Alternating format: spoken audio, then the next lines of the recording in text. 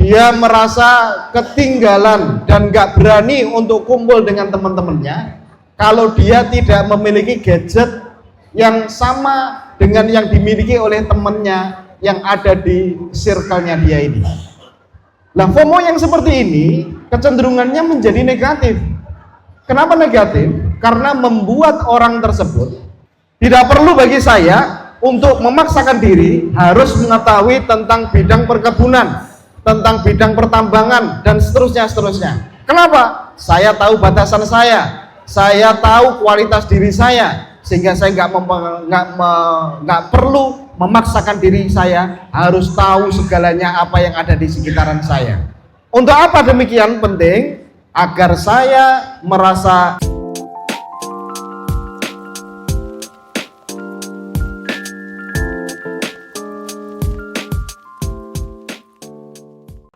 Assalamualaikum warahmatullahi wabarakatuh. Waalaikumsalam warahmatullahi wabarakatuh. Bagaimana kabarnya semua teman-teman, rekan-rekan majelis Baku Jaga? Semoga kita semua dalam keadaan sehat walafiat, insyaallah. Amin amin amin ya rabbal alamin. Alhamdulillahi rabbil alamin. Wassalatu wassalamu ala Rasulillah Sayyidina Muhammad wa ala alihi wa ashabihi ajma'in, amma ba'd. Yang saya hormati para pendengar, teman-teman majelis Baku Jaga, yang saya hormati juga dan yang saya muliakan pemateri kita yang alhamdulillah sudah berada di tengah-tengah kita. Pertama-tama puja dan puji syukur kita haturkan kehadirat Allah Subhanahu wa taala yang tak henti-hentinya memberikan kita berbagai macam nikmat, baik itu nikmat kesehatan, nikmat kesempatan, dan yang paling utama adalah nikmat iman dan takwa kepada Allah Subhanahu wa taala. Kemudian yang kedua, salawat dan juga salam selalu kita kirimkan kepada junjungan kita Nabi Agung Muhammad sallallahu alaihi wasallam, Allahumma shalli wa sallim alaihi, yang diutus untuk menjadi rahmat bagi seluruh alam, yang rahmatnya bukan hanya kita rasakan untuk umatnya saja, tapi juga untuk seluruh umat manusia di muka bumi. Sebagaimana agenda kita yang biasanya kita lakukan di setiap sebulan sekali, yaitu mengadakan ngaji dan belajar bareng dengan membawa konsep yang lebih baik, lebih interaktif antara pemateri dan para hadirin dan hadirat. Tema kita itu berkaitan dengan suatu hal yang penting sekali dan sering terjadi di kehidupan kita, yaitu terkait dengan FOMO and JOMO. FOMO versus JOMO. Sebelumnya, apa itu FOMO dan apa itu JOMO? Dilansir dari Wikipedia, FOMO merupakan akronim atau singkatan dari Fear of Missing Out, yang artinya adalah takut kehilangan akan sesuatu. Takut ketinggalan kereta misalnya, takut ketinggalan bus misalnya, yang sifatnya secara umum, yang kemudian dikerucutkan menjadi takut kudet atau perasaan cemas yang timbul karena disebabkan tidak aktif atau kudet di dalam bermedia sosial. Itulah yang dimaksud dengan FOMO. FOMO didefinisikan sebagai rasa takut karena tertinggal atau tidak mengetahui peristiwa, informasi, atau pengalaman, dan orang lain mendapat pengalaman berharga dari sesuatu tersebut. ditandai dengan adanya keinginan untuk terus terhubung dengan apa yang dilakukan oleh orang lain. FOMO juga terkait dengan rasa takut akan kehilangan kesempatan untuk mengambil peran dalam suatu peristiwa yang bisa meningkatkan popularitas kita. FOMO terdiri dari dua kemungkinan atau dua komponen. Yang pertama adalah aspek takut kehilangan yang ditandai dengan perilaku untuk berusaha tetap terhubung dengan orang lain, dan yang kedua adalah aspek sosialnya, yaitu FOMO yang berhubungan dengan kebutuhan untuk memiliki dan pembentukan hubungan pribadi yang kuat. Sedangkan JOMO merupakan kebalikannya, yang merupakan akronim dari Joy of Missing Out, yaitu merasa nyaman walau ketinggalan kabar terbaru di media sosial, sehingga tidak terpaku dengan gadget ataupun media sosial lainnya. Karena hal tersebut membuat seseorang lebih menikmati dunia yang realistis atau kehidupan dunia yang nyata, dan lebih mengoptimalkan untuk bersosialisasi secara langsung. Pembahasan ini penting untuk kita sama-sama cermati karena berkaitan dengan realita kehidupan kita sehari-hari. Kemudian sejarahnya, fenomena ini pertama kali diidentifikasi pada tahun 1996 oleh seorang pakar ahli strategi pemasaran atau marketing, Dr. Dan Herman, yang melakukan penelitian untuk Adam Leuch. Dia kemudian menerbitkan sebuah makalah akademis pertama tentang topik FOMO dan JOMO ini pada tahun 2000 di The Journal of Brand Management. Dr. Dan Herman juga percaya bahwa konsep tersebut sebenarnya telah berkembang pesat jauh sebelum penggunaan ponsel, SMS, atau media-media sosial lainnya.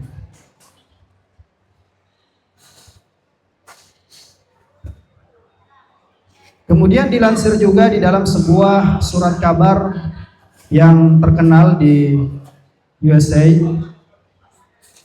Di dalam sebuah surat kabar di New York Times menulis bahwa suka atau tidak, kita membutuhkan yang namanya perangkat teknologi. Tetapi kita tidak membutuhkan mereka sebanyak yang kita pikir.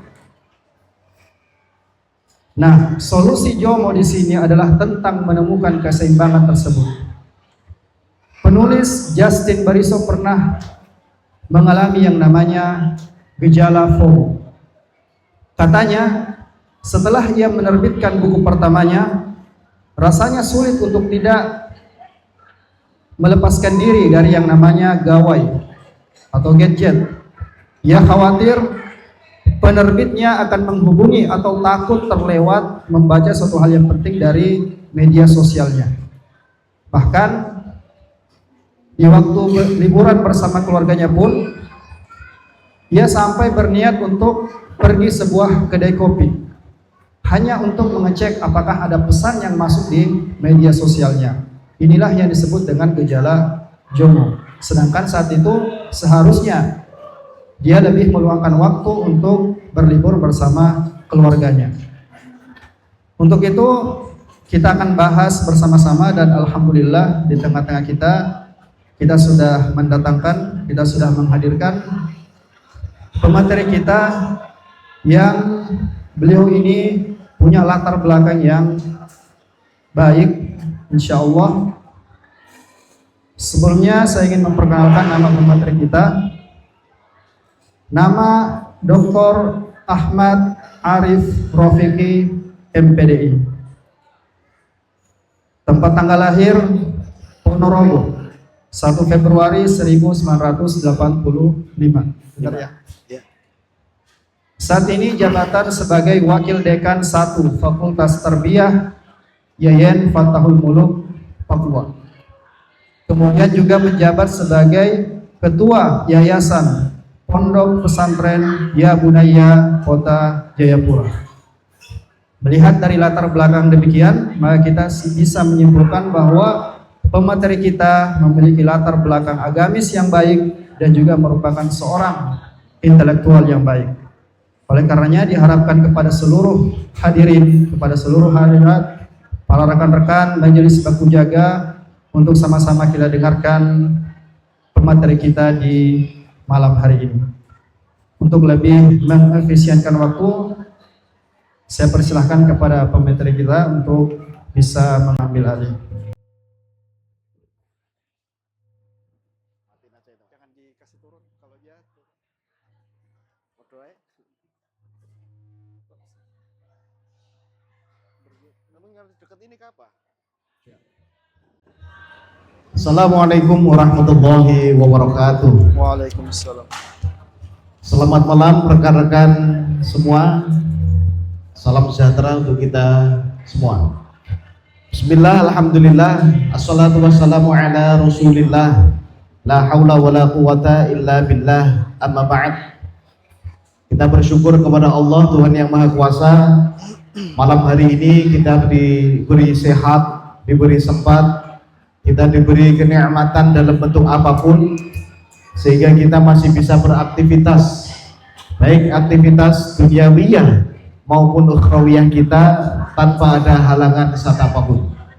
Maka saya mengajak diri saya pribadi, rekan-rekan sekalian secara umum, untuk mari kita sama-sama bersyukur atas nikmat tersebut dengan salah satu perwujudan syukur yang bisa kita lakukan, asyukru bil lisan bi kalimati hamdalah, alhamdulillahi rabbil alamin. Bersalawat beserta salam semoga senantiasa tercurah pada junjungan kita Rasulullah sallallahu alaihi wasallam, yang kita semuanya, khususnya yang mengaku sebagai umat beliau, selalu berdoa kepada Allah untuk kita mendapatkan syafaatul uzma dari baginda Rasul di hari kemudian nantinya.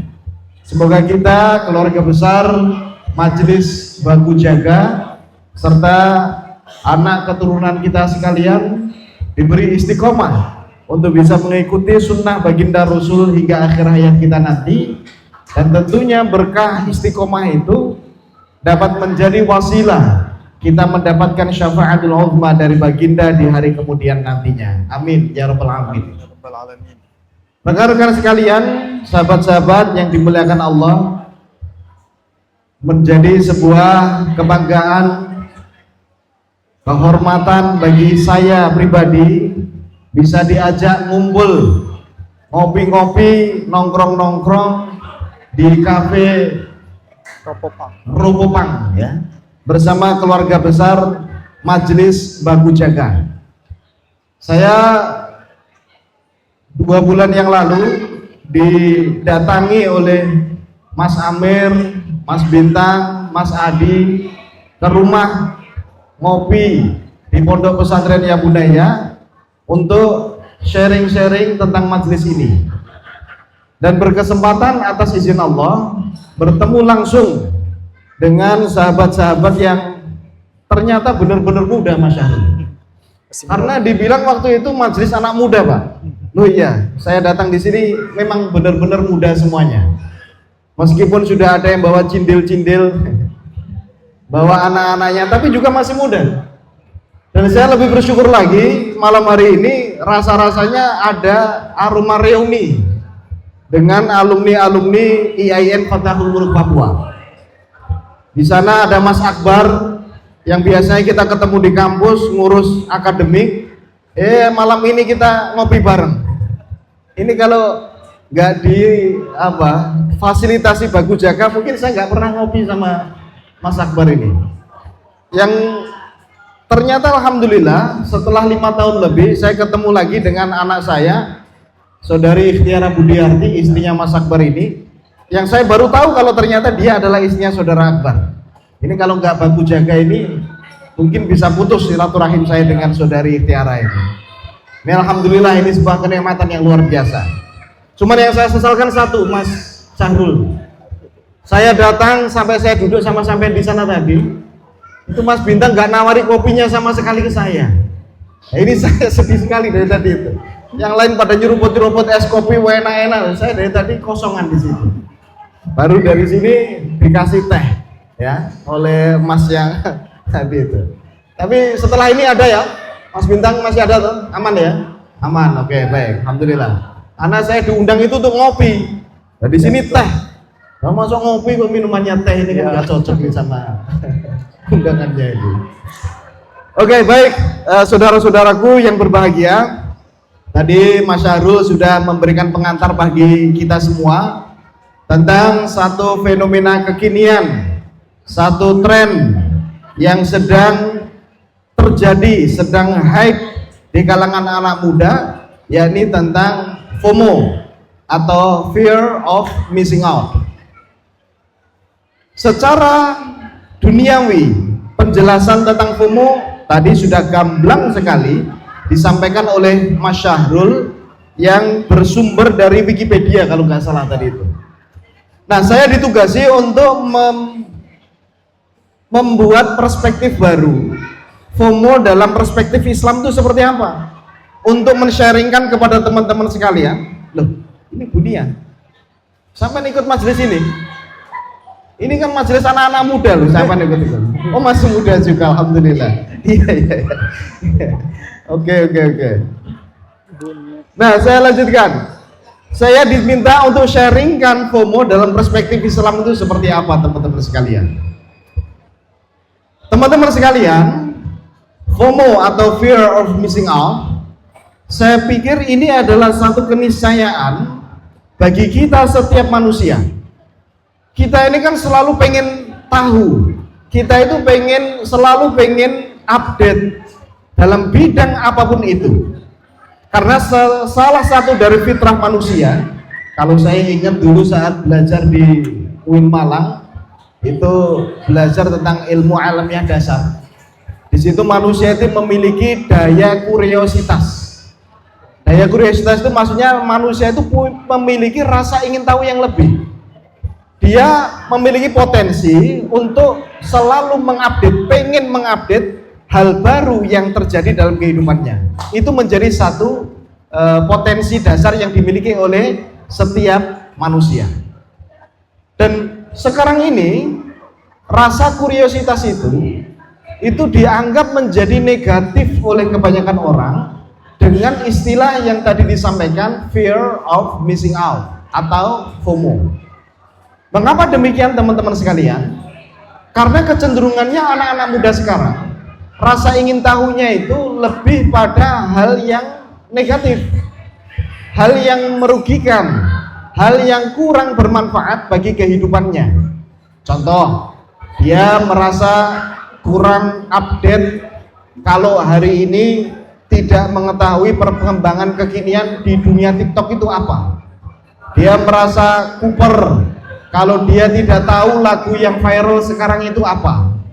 Dia merasa ketinggalan dari teman-temannya, bahkan merasa dikucilkan kalau dia tidak memiliki barang yang lagi viral sekarang ini. Dia merasa ketinggalan dan gak berani untuk kumpul dengan teman-temannya kalau dia tidak memiliki gadget yang sama dengan yang dimiliki oleh temannya yang ada di circle-nya dia ini. Nah, FOMO yang seperti ini kecenderungannya menjadi negatif. Kenapa negatif? Karena membuat orang tersebut, membuat si anak muda tersebut memiliki hasrat untuk selalu mengejar dunia, selalu pengen update dengan apapun yang ada di sekitarnya, sehingga dia memaksakan dirinya sehingga bisa terjun ke dalam jurang sia-sia, terjun ke dalam jurang kesia-siaan, atau dia bisa berlebih-lebihan untuk bisa memenuhi kebutuhan yang sebenarnya bukan kebutuhan pribadi, tapi kebutuhan di circle komunitasnya itu. Nah, ini menjadi negatif. Takut keluar rumah karena sepatunya masih sepatu keluaran 2023. Sementara teman-temannya sudah pakai sepatu yang sekarang atau yang kekinian ini. Gak berani ketemu sama temannya karena HP-nya masih jadul. Gak sama dengan HP yang dimiliki teman-temannya yang sudah kekinian ini. nggak mau ketemu sama temennya karena dia nggak bisa ngikutin tren K-pop sebagaimana yang ada di circle-nya misalnya begitu. Nah, FOMO yang seperti ini sekali lagi ini negatif, ini tidak baik, ini kurang benar karena sekali lagi menjerumuskan dia ke dalam jurang kesia-siaan, membuat dia memiliki sikap berlebihan dalam hidup, membuat dia mengorientasikan hidupnya pada hal-hal yang kurang bermanfaat bagi kehidupan pribadinya dia.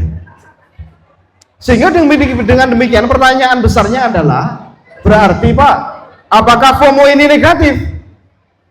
Kembali kepada pembahasan di awal tadi, bahwa FOMO latar belakangnya rasa kuriositas setiap manusia. Semestinya ini positif teman-teman, FOMO itu. Positifnya bagaimana? Saya pun masih merasa FOMO sampai hari ini. Tapi FOMO yang bagaimana? FOMO kalau saya karena saya akademisi, saya FOMO kalau saya ketinggalan info tentang update jurnal penelitian pendidikan yang kekinian. Saya merasa anxiety, saya merasa cemas kalau saya tidak tahu tentang isu-isu pendidikan nasional yang berkembang saat ini. Saya merasa cemas, saya merasa tidak nyaman kalau saya ketinggalan hal-hal kekinian yang berkaitan dengan dunia pendidikan dibanding mahasiswa saya yang setiap hari saya ketemu dengan mereka. Kalau saya nggak punya FOMO itu, maka saya akan dianggap sebagai dosen yang kudet nantinya. Kalau saya nggak punya FOMO positif seperti itu, saya akan jauh tertinggal dari teman-teman mahasiswa saya yang mereka setiap hari pegang gadget dan mereka mengupdate informasi-informasi terkait dengan dunia pendidikan saat ini. Maka saya FOMO terkait dengan hal itu. Kenapa hal itu menurut saya positif? Karena FOMO terhadap hal tersebut dalam bidang saya, berarti dalam bidang pendidikan, ini bisa membuat saya memotivasi diri untuk saya belajar lebih lagi, untuk saya meningkatkan kualitas diri saya, sehingga saya bisa mengupdate informasi, saya mengupdate ilmu pengetahuan yang ketika sudah saya update, saya bisa olah, saya bisa produksi kembali menjadi hal yang bermanfaat bagi circle yang ada di sekitaran saya, mahasiswa, teman-teman dosen, teman-teman pengajar, teman-teman guru, dan seterusnya. Jadi gitu. Maka kembalinya ke tadi teman-teman, FOMO tidak semuanya bernilai negatif. FOMO bisa kita arahkan menjadi FOMO yang positif, asalkan apa? Asalkan kita mengubah mindset kita semuanya tentang apa yang perlu dan penting untuk kita FOMOin. Coba misalnya kalau kita berkaitan dengan syariat, berkaitan dengan Islam misalnya. Contoh, kita harus update info kekinian yang saat ini kita ada di bulan apa misalnya. Kita sekarang di bulan Rabiul Awal, berarti kita lagi ada di bulan Maulid. Kita harusnya merasa kudet kalau kita nggak tahu tentang apa sih dan mengapa sih pentingnya kita sebagai umat Islam untuk memperingati Maulid Nabi Muhammad SAW. Kita mestinya harus FOMO itu. Mengapa kok baginda Nabi itu kata Tuhan harus kita ikuti? Apa sih penyebabnya? Kok kita harus mengikuti Rasulullah, bukan disuruh untuk ngikutin yang lain? Nah, dari FOMO itu kemudian bisa membuat kita semakin belajar lagi, semakin memotivasi kita untuk meningkatkan kualitas kita lagi, sehingga kita nanti akan jemukan jawaban-jawaban melalui majelis-majelis yang ada. Misalnya salah satunya majelis Baku Jaga yang kita ada di dalamnya saat ini. FOMO yang seperti ini teman-teman semestinya menjadi prinsip kita ya, untuk kita tetap mengupdate informasi, tapi informasi itu informasi yang penting dalam peningkatan kualitas diri kita, baik sebagai manusia yang berkarya di muka bumi pun juga sebagai hamba Tuhan yang berkewajiban untuk mengabdi kepadanya hingga akhir hayat kita nantinya. Maka dengan demikian ya, FOMO positif asalkan kita bisa mengendarai FOMO itu atau mengarahkan FOMO itu sesuai dengan apa yang menjadi kebutuhan kita. Contoh, teman-teman ini barangkali ada yang bekerja di bidang informatika misalnya. Maka teman-teman harus FOMO terhadap hal-hal ilmu pengetahuan yang berkaitan dengan teknologi informasi yang kekinian itu apa. Karena apa? Karena ini penting untuk menunjang kinerja, menunjang produktivitas, untuk meningkatkan kreativitas, sehingga karya yang dibikin bisa tetap bermaslahat, bisa tetap mendatangkan kebermanfaat untuk orang-orang yang ada di sekitarnya. Tetapi yang nggak baik adalah kita misalnya yang bukan aktivis atau bukan pekerja informasi, tapi kita pengen terus mengupdate HP kita harus sesuai dengan yang kekinian. Ini yang baru misalnya iPhone 16 berapa? 16 ya, iPhone 16. Kita sudah punya HP yang cukup nih, sudah punya HP yang bisa menunjang aktivitas keseharian kita. Tapi gara-gara muncul iPhone 16 kemudian kita terobsesi untuk saya harus punya itu nih. Saya kalau nggak punya itu maka saya akan anxiety, saya akan cemas setiap hari. Saya nggak pede ketemu Mas Reza, saya nggak pede ketemu Mas Adi dan seterusnya. Sehingga kita memaksakan diri kita untuk bersikap boros, memaksakan kita untuk berlebih-lebihan. Padahal kita tahu Tuhan itu nggak suka yang berlebihan. Innallaha la yuhibbul musrifin. Allah nggak suka orang yang berlebih-lebihan. Jangankan urusan dunia teman-teman, berlebihan dalam bidang ibadah pun loh, Allah itu nggak suka. Kata Tuhan apa? Ittaqullaha mastata'tum. Kamu bertakwalah kepada Allah, laksanakan perintahnya, tinggalkan larangannya. Mastata'tum, semampumu. Jangan berlebih-lebihan, semampunya. Maka tidak baik misalnya kalau kita sholat dari Isya, kemudian selesai Isya yang wajib kita sholat sunnah, terusan sampai subuh kita sholat, nggak makan, nggak tidur, nggak istirahat, nggak ngapa-ngapain, hanya sholat kok. Padahal besok paginya kita harus berangkat ke kantor untuk melaksanakan tugas-tugas sebagaimana biasa. Begitu nyampe kantor, ngantuk, tidur, tidak bisa mengerjakan aktivitas sebagaimana yang seharusnya dikerjakannya. Nah, berlebih-lebihan dalam ibadah seperti ini, itu nggak baik kata Tuhan. Apalagi berlebih-lebihan dalam urusan duniawi. Maka dengan demikian boleh disimpulkan bahwa FOMO positif asalkan kita bisa mengarahkan FOMO kita pada apa yang perlu untuk kita FOMOin sesuai dengan bidang kita masing-masing. Agar kita tahu apa yang kita perlukan dalam hidup kita sesuai bidang kita, solusinya adalah kita harus kenal siapa diri kita. Dalam kajian spiritualitas Islam, Mas Syahrul, itu kan dikenal ada sebuah makalah, man arafa nafsahu faqad arafa rabbahu. Siapa yang kenal dirinya, maka dia akan kenal dengan semestanya. Dia bahkan akan kenal dengan Tuhannya.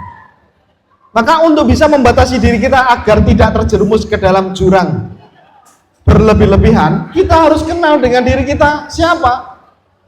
Kalau kita sudah kenal dengan diri kita, kita tahu batasan-batasan kita sebagaimana.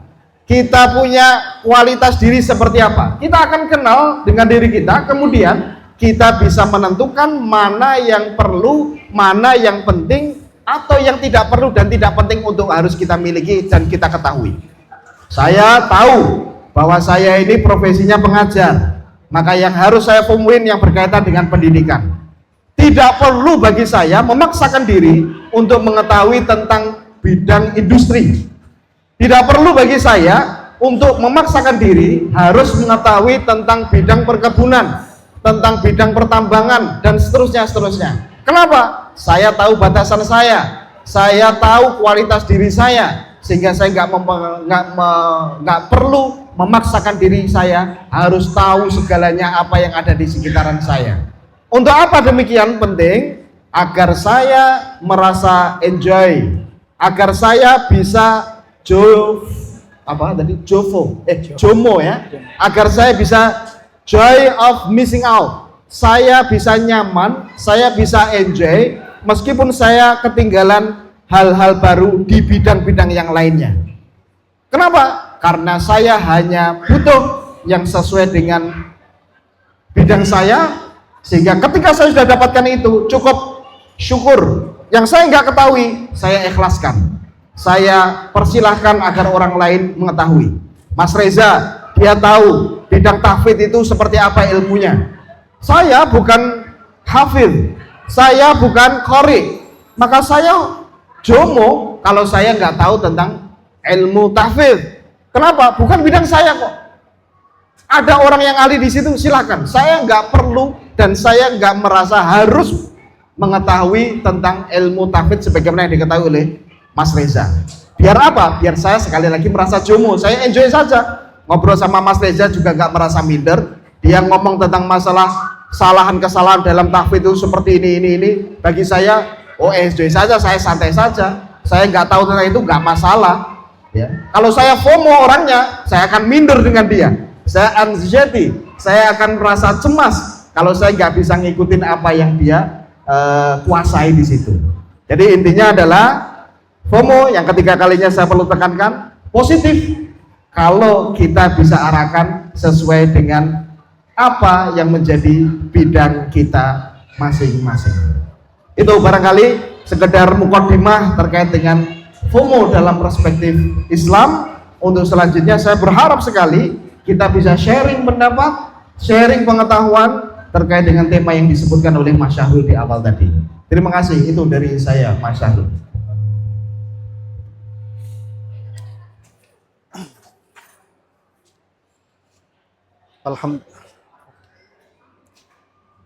Alhamdulillah, Masya Allah, tadi kita sudah mendengar pemaparan yang begitu mendalam terkait FOMO ini, baik dari sisi duniawi maupun dari sisi syariatnya, dari segi hukum Islamnya.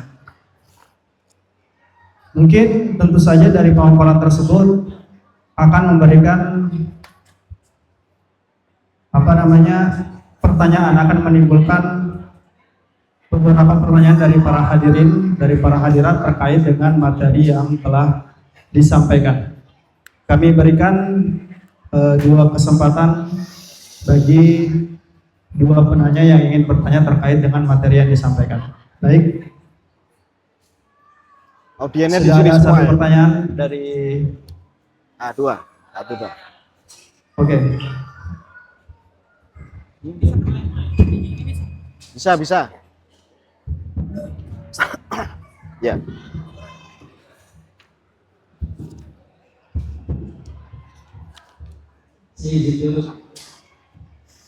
Bismillahirrahmanirrahim. Assalamualaikum warahmatullahi wabarakatuh. Waalaikumsalam warahmatullahi wabarakatuh. Terima kasih atas kesempatannya yang telah diberikan kepada saya. Perkenalkan, nama saya Abu Zaifah. Saya ingin sedikit memberi pandangan tentang masalah fenomena FOMO. Sebenarnya fenomena FOMO ini bisa kita ambil sisi positifnya. Mengapa? Karena secara eksplisit FOMO sebenarnya bermakna ikut-ikutan, sehingga sebenarnya fenomena FOMO ini sebagai salah satu tanggung jawabnya anak muda Islam, salah satunya majelis bekerja ini. Karena dari fenomena FOMO sebenarnya kita bisa mengajak anak muda untuk mengikuti apa yang kita biasa lakukan. Saat ini kan fenomena FOMO ini kan lebih ke hal-hal yang sifatnya negatif. Contoh, misalnya ada budaya spending money terkait beli boneka. Nah, kalau kita tahu boneka Labubu itu kan fenomena FOMO yang sia-sia.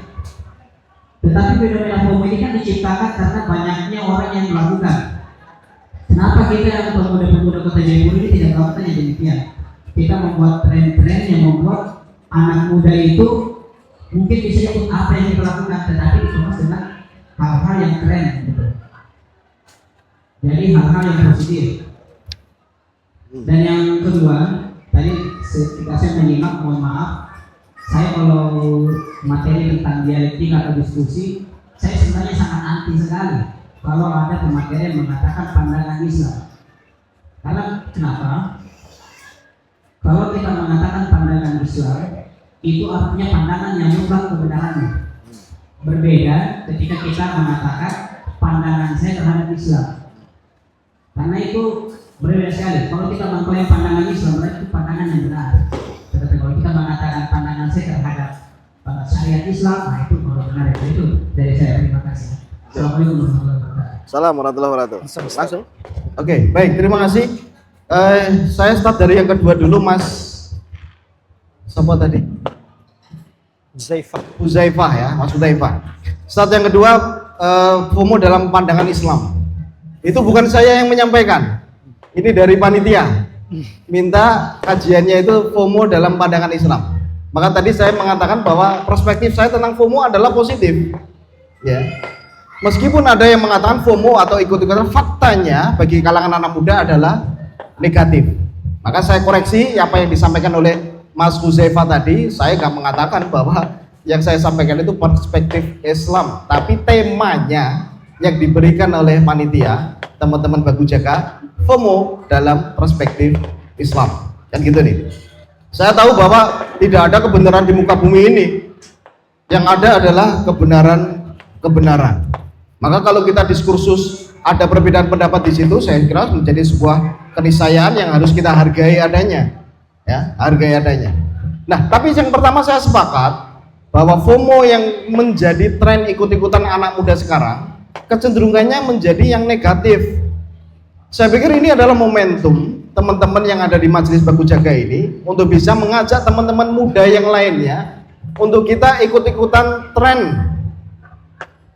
Ngopi itu ada kajiannya. Ini kan dalam rangka membentuk satu tren baru nih di Kota Jayapura ini. Dan saya mengapresiasi adanya majelis-majelis seperti ini. Karena kebanyakan faktanya adalah majelis-majelis yang ada di Kota Jayapura ini kesannya itu formal. Kesannya itu untuk untuk orang-orang tua saja. Maka ini menjadi satu hal yang positif yang diinisiasi oleh Majelis Bagu Jaga ini. Kita ciptakan tren ngopi, nongki di kafe, ya. Tapi isinya kita saling mengisi, saling sharing terkait dengan isu-isu yang terjadi di kalangan anak muda saat ini. Nah, apa yang bisa kita apa yang bisa kita bikin sebagai tren yang lainnya itu menjadi satu PR bersama di Majelis Bagu Jaga ini untuk apalagi tren yang bisa kita ciptakan agar anak-anak muda Kota Jayapura khususnya bisa mengarahkan ya FOMO-nya pada hal yang positif. Tapi saya kasih aksentuasi dalam materi yang saya sampaikan tadi ya. Perspektif saya yang saya sampaikan tadi adalah tidak semuanya FOMO itu negatif ya. Tinggal kita ngajak anak-anak muda sekarang ini untuk ganti perspektif FOMO itu menjadi FOMO yang positif, FOMO yang mengarah pada ikut-ikutan hal-hal yang berbau agama. Jangan harusnya takut ketinggalan ketika kita nggak update tentang informasi-informasi, berita-berita yang berkaitan dengan peningkatan kualitas diri kita sebagai hamba Tuhan di atas bumi ini. Kan gitu nih. Seperti yang saya bilang tadi, misalnya maulid, kita ajak anak-anak muda untuk maulidan, kan bisa juga nih. Majelis Bagu Jaga ini bikin maulidan. Yang ala anak muda maulidan itu seperti apa sih? Kalau biasanya di masjid-masjid kan maulidan di pengajian, kemudian sholawatan, itu bagus. Nggak perlu kita otak-atik yang itu. Tapi yang ala anak muda maulidan itu seperti apa? Nah, ini yang perlu dipikirkan bersama ya, dipikirkan bersama di Majelis Bagu Jaga yang sama-sama kita ada di dalamnya ini. Saya kira gitu ya, Mas Huzaifah ya. Saya nggak mengatakan bahwa saya mengatakan yang saya katakan itu perspektif Islam. Tema dari panitia yang diberikan seperti itu. Oke, gitu. Next.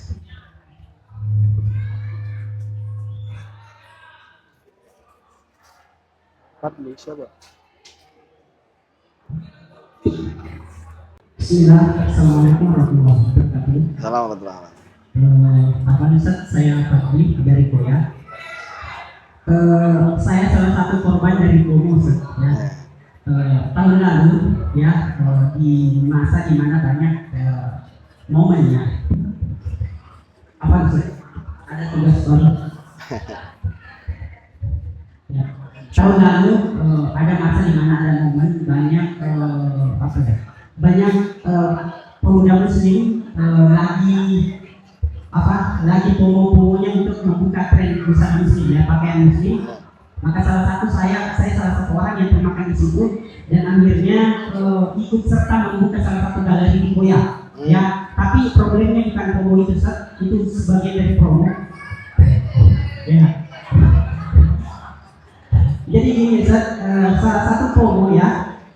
Kalau tadi dibahasakan kalau dalam perspektif pandangan Islam ya, dalam pandangan Islam kita nggak boleh sebutkan ya. Kalau itu saya sampaikan dalam pandangan Quran ya.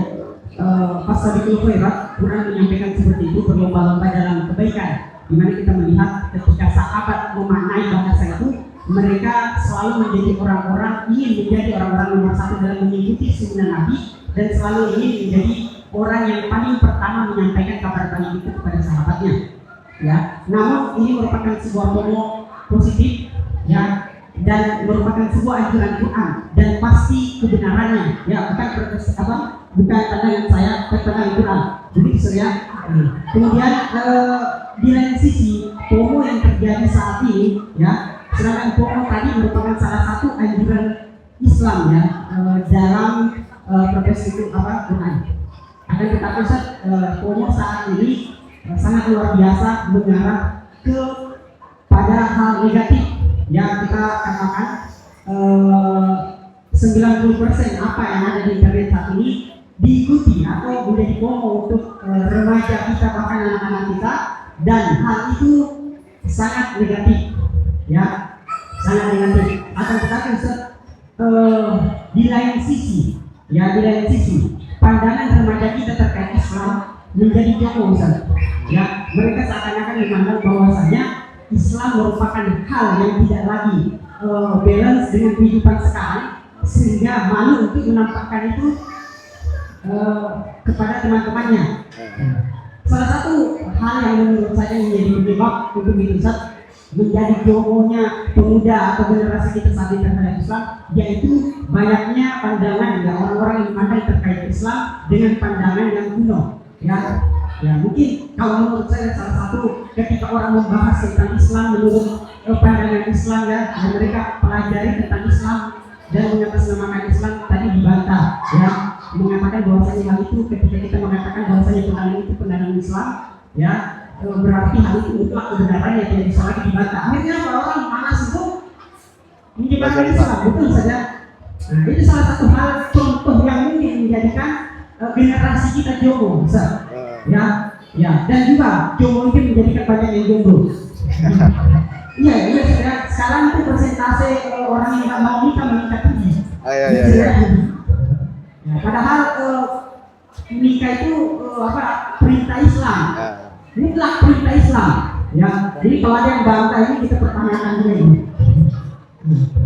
Jadi pertanyaan saya, apa yang harus kita perbaiki ya, sebagai orang yang tentunya memiliki kewajiban dalam tanda kutip, orang yang wajib untuk memperkenalkan Islam ya, khususnya kepada anak-anak kita atau generasi setelah kita, apa yang harus kita lakukan untuk memperbaiki pandangan-pandangan generasi kita itu. Baik, terima kasih Mas Fadli ya. Saya mau tanya dulu, Mas Fadli jomblo atau sudah menikah? Sudah. Berapa istrinya? Oh, baru satu ya. Oh gitu. Ada istrinya di sini? Wah, jangan sampai nanti ngakunya jomblo karena istrinya nggak diajak, ini bahaya ini. Oke. Dari Mas Fadli tadi sampaikan bahwa anak muda sekarang ini jomo tentang Islam.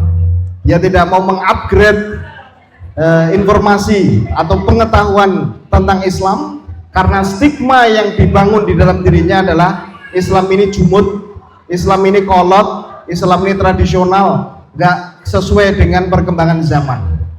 Maka saya menolak statement tersebut.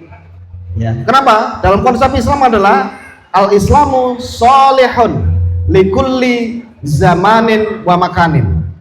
Bahwa Islam ini kontekstual untuk setiap masa, setiap waktu, setiap zaman, tetap kontekstual. Wa makanin, dan setiap tempat. Prinsip di dalam Islam adalah seperti itu tadi, sholih likulli zamanin wa makanin. Tetapi mengapa kemudian terjadi fakta bahwa anak-anak muda merasa jumud tentang Islam karena Islam itu dianggap jumud? Karena barangkali adalah perilaku keislaman yang ditampilkan oleh generasi-generasi sebelumnya atau generasi-generasi di atas mereka yang seolah-olah Islam itu kaku. Kalau nggak gini salah nih. Islam itu harus yang pakaiannya seperti ini. Kalau nggak begini, wah nggak Islam banget tuh. Islam itu harus hijrah. Kalau nggak hijrah, nggak Islam tuh. Padahal hijrah bagi dia benar, nggak apa-apa, itu benar. Tapi jangan mengatakan yang nggak hijrah seperti mereka adalah salah. Kalau misalnya saya dibilang kamu nggak hijrah, Vicky, berarti kamu salah. Iya, kamu hijrah silakan, kan kamu baru sekarang hijrah. Saya dari dulu sudah hijrah, sudah berpindah dari yang nggak baik kepada hal yang baik, kan gitu nih. Karena ada statement saling menyalahkan satu dengan yang lain, ini menurut saya menjadi salah satu alasan kenapa dianggap Islam itu kolot. Bahwa yang nggak sesuai dengan itu salah. Kalau nggak seperti yang mereka lakukan, salah. Nah, maka PR kita adalah bagaimana agar kita bisa meminimalisir hal tersebut. Saya teringat sebuah sabda Nabi bahwa lisanul hali afsahu min lisanil maqal. Bahwa suri toladan yang kita tampakkan dalam keseharian kita itu lebih efektif untuk mengajak orang dibandingkan hanya sebatas omongan-omongan kita. Anak-anak muda sekarang kan sudah anti dengan ceramah. Faktanya adalah di masjid-masjid kalau ada pengajian rata-rata umur 40 tahun ke atas. 40 tahun ke bawah itu sedikit sekali jumlahnya itu. Kalaupun ada, mungkin dia terpaksa karena dia anak rebana, atau mungkin karena dipaksa orang tuanya harus ikut di situ. Mungkin dia adalah Mas Reza karena dia diminta tilawah di situ, mau nggak mau harus hadir, misalnya ini contohnya kan itu. Nah, makanya kembalinya ke tadi, kita di Majelis Bagus Jaga ini yang sudah tercerahkan dalam tanda kutip bahwa kita penting untuk bisa mengajak teman-teman kita sesama muslim, khususnya generasi muda, untuk tetap mengupgrade, tetap istiqomah dalam jalur keimanan dan keislaman. Caranya adalah kita tampakkan kepada mereka dalam keseharian kita bahwa Islam itu nggak kaku-kaku banget loh. Mas Fadli yang pakai topi, pakai celana apa itu? Levi's ya. Jeans. Pakai kaos, kelihatannya ini nggak Islam menurut sebagian orang. Padahal hatinya kalau dibedah, la ilaha illallah Muhammadur Rasulullah. Karena kita kebanyakan kita ini melihat sesuatu dari zahirnya saja, ya kebanyakan. Dan kita langsung menjustifikasi yang zahir itu bahwa itu kalau nggak seperti jubah-jubahan, nggak pakai surban-surbanan, pasti nggak Islam. Nah, pasti nggak Islam. Seolah-olah begitu. Padahal faktanya enggak. Dalam hal berpakaian Islam nggak mengajarkan secara kaku bahwa pakaian yang tepat yang Islam itu yang seperti ini loh. Nggak ada konsep seperti itu, tidak ada. Tapi Islam mengajarkan prinsip-prinsip berpakaian yang sesuai dengan syariat Islam yang seperti apa? Contohnya yang menutup aurat, yang tidak menonjolkan anggota tubuh, yang tidak berlebih-lebihan dalam berpakaiannya, yang tidak mengikuti pakaian yang berbeda jenis, gitu kan? Kalau perempuan-perempuan harusnya pakai pakaian yang sudah tertutup rapi, menutup aurat sebagaimana yang sekarang kita lihat di depan kita sekarang. Nggak ngikutin pakaian saudara-saudara kita yang di luar sana, yang sekarang ini banyak pakaiannya itu kurang bahan, pakaiannya sudah semakin naik ke atas. Nah ini kan sudah nggak sesuai dengan koridor di dalam ajaran agama kita, yakni Islam, kan gitu nih. Maka kembalinya ke pertanyaan tadi, singkatnya adalah lisanul hal afsahu min lisanil maqal. Kita mulai dari diri kita sendiri untuk mengajak lingkungan sekitar, khususnya keluarga kita sendiri, untuk sama-sama upgrade ilmu pengetahuan, sama-sama tingkatkan ketakwaan kepada Tuhan semampu yang bisa kita kerjakan. Semampu yang bisa kita kerjakan. Nggak perlu banyak omong, nggak perlu banyak tausiah-tausiah kepada orang sekitar kita, kita tinggal tampakkan saja. Apa diantaranya? Ya kita jujur. Nggak perlu ngomong jujur itu dalilnya. Kata Rasulullah, alaikum bisidqi fa inna sidqa yahdi ilal birri wa innal birra yahdi ilal jannah. Itu kepanjangan. Anak muda kalau didalili seperti itu lari malahan. Tapi tinggal kita tampakkan etos kerja kita saat kita di lapangan bahwa kita ini jujur. Mas Fadli bikin butik, Mas Fadli punya galeri pakaian-pakaian muslimah, tampakkan di dalam keseharian di galeri itu atau di butik itu bahwa prinsip jual beli yang dibangun di sana adalah prinsip kejujuran. Ya, kalau ketinggalan barangnya pelanggan ya tinggal dikontak aja, Mas, barangnya ketinggalan. Ya jangan disembunyi-sembunyikan, misalnya hal seperti itulah. Itu nanti akan membuat perspektif orang, oh iya ya, Islam itu ternyata apa? Cocok Miki. Islam itu ternyata bisa juga ini ngikutin perkembangan enggak seperti yang diketahui selama ini bahwa Islam ini kaku, Islam jumut, bahkan Islam ini seolah-olah ngeri dan nggak layak untuk diikuti orang muda. Nah, ya, tidak seperti itu, ya, tidak seperti itu. Ya, saya pikir begitu ya, Mas Fadli ya, Mas Fadli. Tapi yang saya bersyukur dari Mas Fadli tadi adalah jomblo itu menyebabkan orang menjadi jomblo. Alhamdulillah Mas Fadli nggak masuk kategori itu. Itu saya bersyukur itu. Apakah masih ada yang jomblo di sini? Innalillahi wa inna ilaihi. Kita doakan semoga yang jomblo-jomblo segera dapat hidayah dari Tuhan.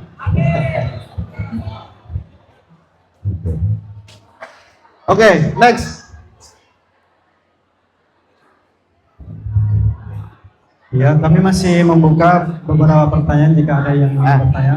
Pertama dari Muslimah, jika ada yang ingin bertanya. Mbak, ini tapi kalau tidak, kita persilakan. Oh, di siapa? Oh, iya.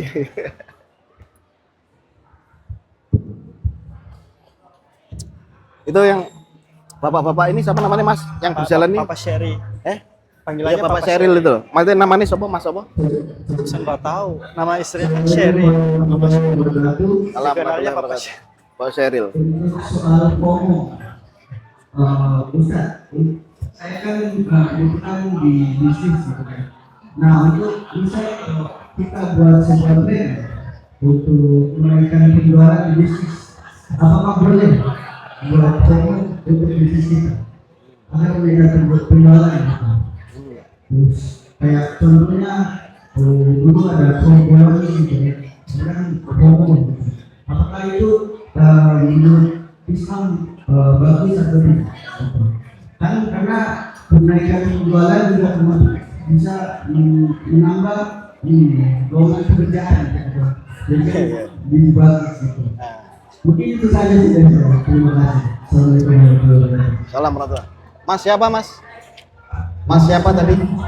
Mas Osama. Osama. Woi, ada Bin Ladennya ada? Ada ya? Saya kira ada tadi. Oke. Halo Mas Osama ya. Bisnisnya apa, Mas? Bisnisnya daging. Daging. Jualan daging ya. Oke, baik. Kata Rasulullah, innamal a'malu binniyat. Ya. Bahwa segala sesuatu itu tergantung niatnya kita apa. Perbuatan baik kalau niatnya jelek bisa berdampak negatif. Ya. Kalau Mas Osama tadi niatan bisnisnya adalah agar orang-orang itu FOMO, kemudian memperlancar bisnisnya dia. Nah, saya pikir ya kecenderungannya nanti menjadi FOMO yang negatif. Orang memaksakan diri harus makan daging yang disediakan oleh Mas Osama, sementara dia sebenarnya tidak boleh makan daging, atau dia nggak punya kemampuan untuk beli daging sebagaimana yang dilakukan oleh teman-teman yang lain. Tapi dia FOMO, kalau nggak beli dagingnya Mas Osama, dianggap dikucil, dianggap kudet, dianggap kuper, dikucilkan dari circle-nya. Kalau ini menjadi FOMO yang negatif akhirnya. Maka kalau saran saya pada Mas Osama, niatannya diubah. Jangan saya bikin tren baru agar orang-orang FOMO terhadap daging yang saya jual. Tapi diniatkan niatnya berbeda, diubah niatnya. Saya niat berjualan daging untuk memenuhi kebutuhan siapapun yang membutuhkan daging ini. Yang membutuhkan daging yang baik kualitasnya, daging yang bergizi, daging yang steril atau higienis dalam penyajiannya. Nah, kalau niatannya baik seperti itu, saya yakin kok dengan media apapun yang dilakukan, metode strategi pemasaran yang seperti apapun, berdampak pada orang-orang berduyun-duyun untuk membeli dagingnya Mas Osama, terlepas dari niatan mereka apa. Tapi Mas Osama nggak dapat beban kesalahan FOMO-nya orang untuk beli dagingnya Mas Osama tadi itu, ya. Kalau saran saya diubah niatnya, jangan berjualan daging bisnis agar orang-orang FOMO. Wah, itu nanti dapat dosanya kalau mereka melakukan perbuatan berlebih-lebihan, memaksakan diri untuk bisa makan daging Mas Osama agar tidak dikucilkan dari pergaulannya. Itu salah nanti. Mas Osama dapat dampak dosanya. Man sanna sunnatan hasanatan falahu ajru wa ajru man amila bih. Siapa yang biring sesuatu yang baik dan diikuti orang, dia dapat pahala kebaikan dan pahala dari orang yang mengikuti kebaikan itu. Sebaliknya kalau bikin sesuatu yang salah, diikuti oleh orang, dia dapat dosa karena bikin yang salah, dosa orang yang ikut-ikutan melakukan perbuatan salah itu. Nah, jadi dosanya bisa multi level marketing nanti. Ya, itu malah berbahaya, gitu ya. Tinggal diubah niatannya. Ya, itu saran saya untuk Mas Osama dan barangkali ke teman-teman yang lainnya juga.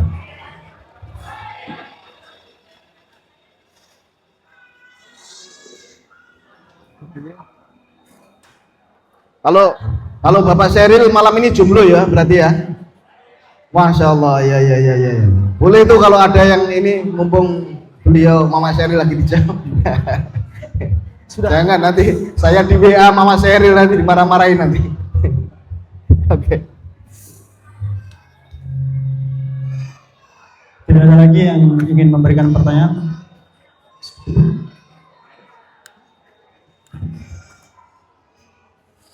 Kita cukupkan kegiatan kita di malam hari ini. Sebelum saya menutup, mungkin saya ingin memberikan sebuah kesimpulan dan mudah-mudahan kesimpulan ini benar. Setelah kita mendengar uraian yang begitu padat dari dokter kita, dari ustadz kita, saya simpulkan bahwa FOMO adalah suatu hal yang positif selama itu diarahkan kepada hal yang baik. Kemudian untuk menyeimbangkan dengan JOMO, maka cukup FOMO pada bidang yang kita geluti atau kita minati. Kemudian di dalam menangkal paradigma bahwa Islam itu adalah agama yang kolot, jumud, terbelakang, maka perlu memperlihatkan Islam secara tindakan atau tingkah laku untuk membentuk sebuah mindset atau sebuah FOMO di kalangan masyarakat, terutama di kalangan anak muda Islam. Kemudian ditambahkan bahwa FOMO itu bisa dibentuk dengan mindset yang benar, baik itu dalam bidang bisnis, sosial, agama, dan lain-lain.